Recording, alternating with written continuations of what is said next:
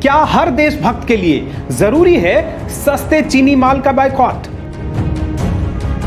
या फिर बड़ी कंपनियां अपने फायदे के लिए हम पर डाल रही हैं ये भार? बॉर्डर पर चीन की दादागिरी को रोकने के लिए कितने कारगर हैं ये उपाय? क्या है चीन को काबू में करने का बेस्ट तरीका? इन दिनों चीन ने काफी परेशान किया हुआ है।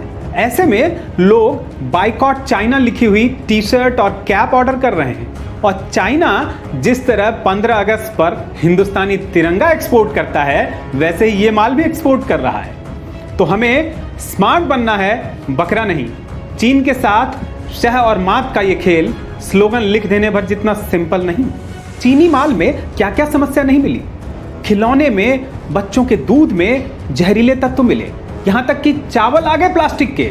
इसके बावजूद पिछले 1 दशक में लगातार चीनी सामान की भारत में मांग बढ़ती ही गई है।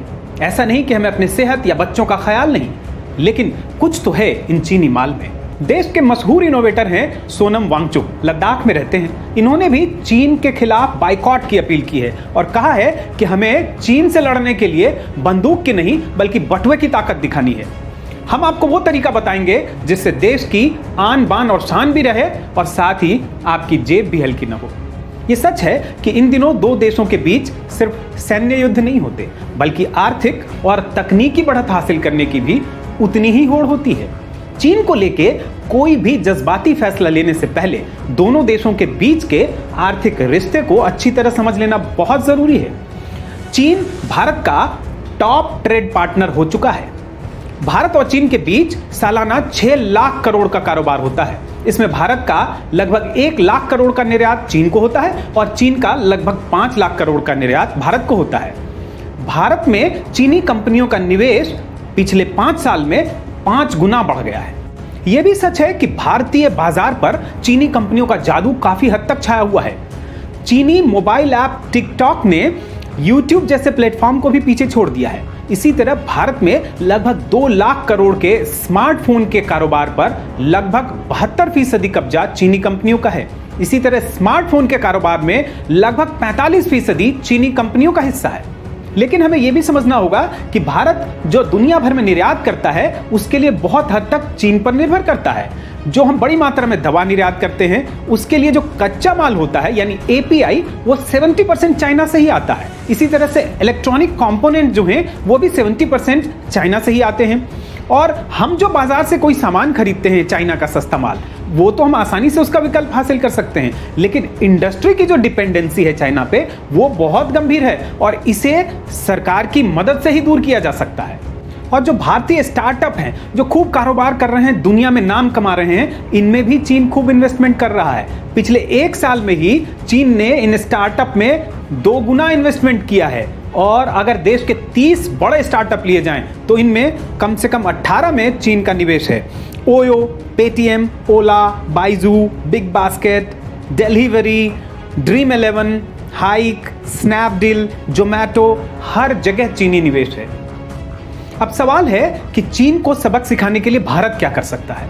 भारत को इस समय सबसे ज्यादा जरूरत है अपने निर्यात पर फोकस करने की।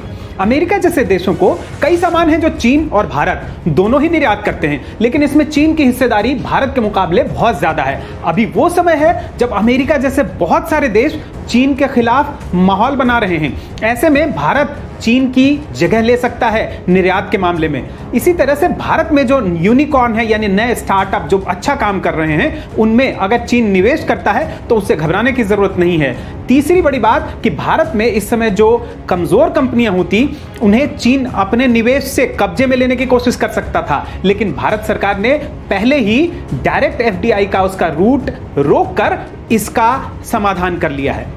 इस समय लोगों की जेब पहले से ही खाली हुई पड़ी है। लोग एक एक पैसा बहुत सोच समझकर खर्च कर रहे हैं। देश की अर्थव्यवस्था को बचाना सबसे बड़ी चुनौती हो गया है और ये तभी बचेगी जब लोग खर्च करें।